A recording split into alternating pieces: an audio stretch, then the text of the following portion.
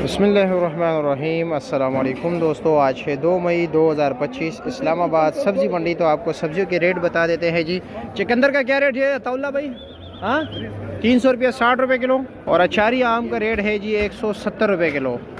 ठीक है, 850 रुपये का 5 किलो। और बंद गोभी का रेट है जी 200 रुपये दड़ी, यानी कि जी सिर्फ और सिर्फ कितना जी 40 रुपये किलो। चाइना गाजर है जी 300 रुपये दड़ी, 60 रुपये किलो। और शलजम का आपको मिलेगा जी 90 रुपये किलो, 450 रुपये का 5 किलो। देसी टिंडे का रेट है जी 200 रुपये किलो, 1000 रुपये का 5 किलो। और भिंडी का रेट चला है जी 650, 600, 700, 750 मुख्तलिफ रेट चला है। 120 से लेकर जी 150 रुपये किलो तक। ये काली तोरी क्या रेट है? 500, 100 रुपये किलो। और लौकी 300 रुपये दड़ी, 60 रुपये किलो। और देसी तोरी का रेट है जी 100 रुपये किलो, 500 रुपये का 5 किलो। गोल कद्दू का रेट है जी 400 रुपया, 450, यानी कि 80 और 90 रुपये किलो। और तर का रेट है जी 80 रुपये किलो, 400 रुपये का 5 किलो। फ्रेश बीन क्या रेट है जी? 0 रुपये, 1000 रुपये दड़ी, 200 रुपये किलो।